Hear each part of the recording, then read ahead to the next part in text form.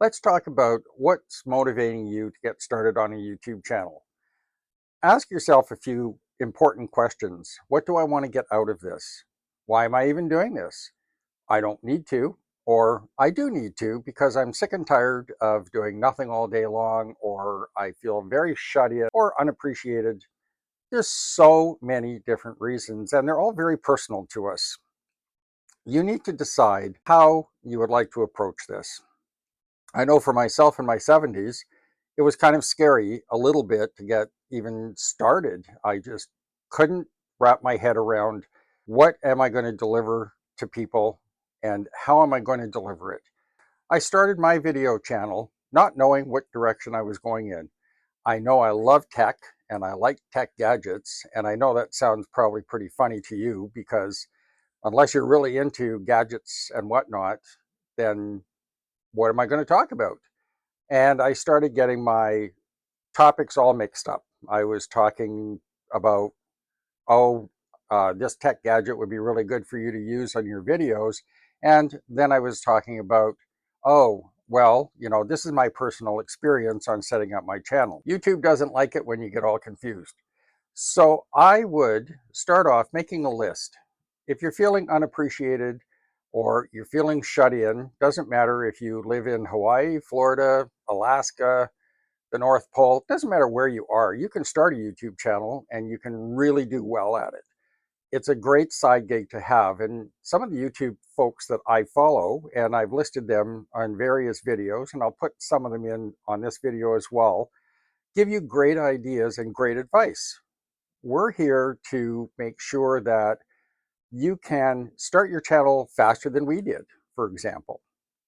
I've made a bunch of videos, not tons and tons. I mean, my one channel, Tech Savvy for Seniors, for example, has done like 27 videos.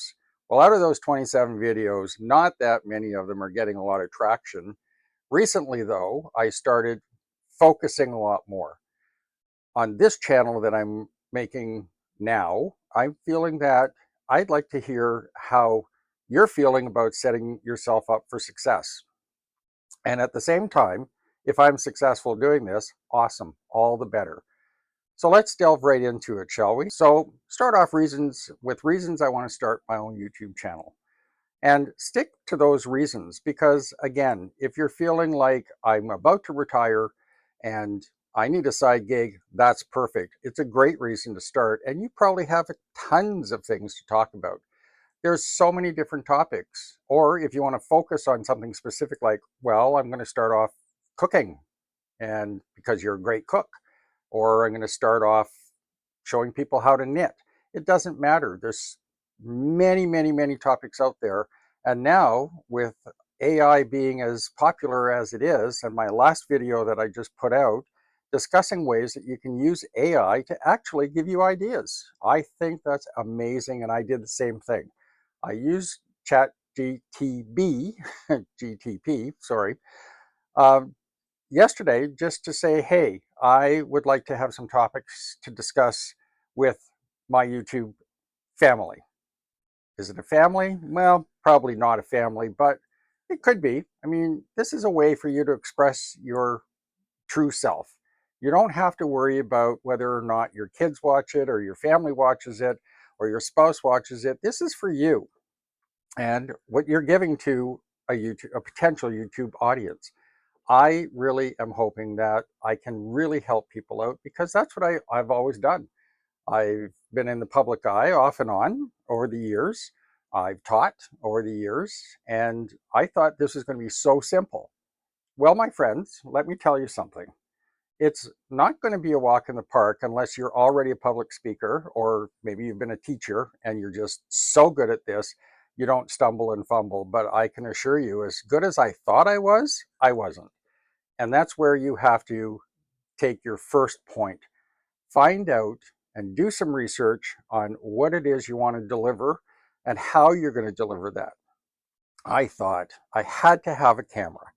I was not going to use my cell phone. I was going to use a camera. And boy, what a big mistake that was, because I found through, again, one of the senior YouTubers, she's actually a kid compared to my age. She's in her 50s. So She calls herself a senior, and that's okay. But I learned about a gimbal.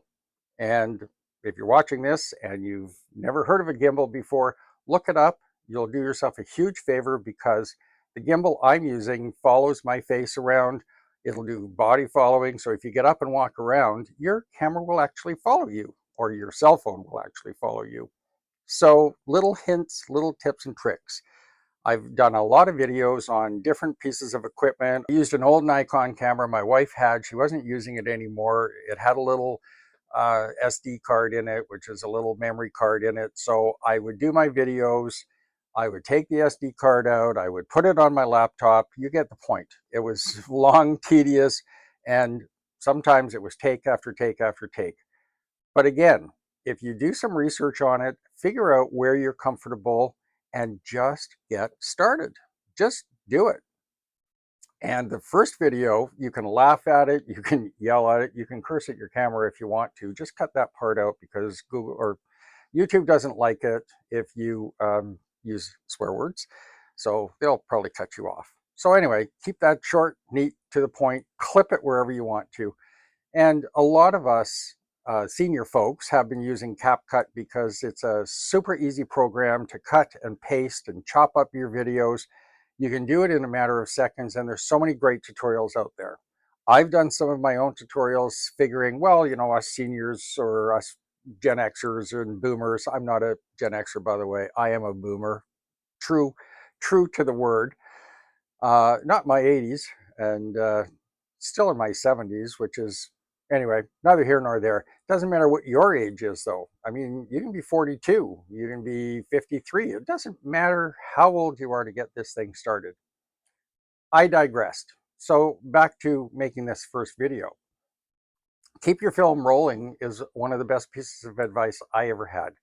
You might want to also consider it too. And even though it's tempting to say, oh, I flubbed that word and it didn't make any sense at all, or that sentence doesn't belong there whatsoever, what I've learned to do is back up a little bit. If I'm feeling like I've coughed or I'm choking or I'm going to sneeze or whatever, I just keep on going. I just do what I have to do, keep that film rolling, and just do the 3, 2, 1 countdown so that it gives you time to react when you're doing your cutting and pasting. You'll also notice with CapCut, you can increase the size of the sound bar underneath your video, which means that it's tracking your voice. So if you've had a long pause and you need to get rid of that, you can crop that out really quickly and really easily. There's a ton of other features. This video is about you. It's not about how to make a video so much, although giving you some incentive maybe to start. So it doesn't matter what you look like, how old you are, where you're living, you can do this and you can really enjoy it. And if you want to get monetized and make some money doing this, I mean, you can do it for fun. You don't have to make any money, but as a side gig, I'm using mine for travel. I want extra money. I want to go places and see things. You might have something else in mind. Maybe you're a little short on cash every month.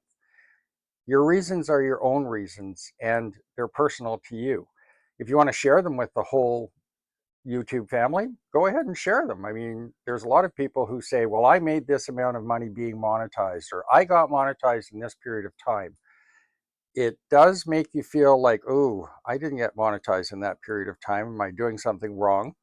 Well, you're going to get better. I'm going to get better. I watch videos almost every day. I'll watch 1, maybe 2 videos on something specific, like trying to figure out what I'm not doing that I should be doing. For the longest time, I sat like a lump on a log and I was too close to my camera. As I keep telling people in my videos, and I make no bones about it, I use a fake backdrop because I work out of my art studio for my YouTube videos and it's kind of a mess. And I shamelessly do put some of those art pieces in my backdrops when I'm doing my videos. It makes me feel good, and I kind of like seeing my stuff sometimes. You can do whatever you want, though. If you have a beautiful room and natural daylight, then holy mackerel, you're doing well. And enjoy that, because some people don't. If you have a tiny studio apartment or you have a tiny little place that you are calling your little work spot, then put a fake backdrop on if you want to. But bear in mind, there's different techniques of doing it, and you might want to have a look at how to do that. I find CapCut removes my backdrops or my background very quickly and very easily. And then I just drop in whatever background I want. Again, other whole video, you'll learn that soon enough. So I think we should leave it here, but by all means, enjoy what you're doing. If you're not having fun at it, then it becomes a job, and that's what you're trying to get away from, I think. So that's it for now. I'm Glenn. This is Glen's Hangout, and I really want to thank you for hanging out with me today. Please hit like and subscribe to my channel, and I will conversely do the same for you. If we help each other out, we're going to get there much faster. Any comments you have, leave them below. Let me know how you feel about my topics of discussion with you guys, and all the very best. Thanks again. Ciao, folks.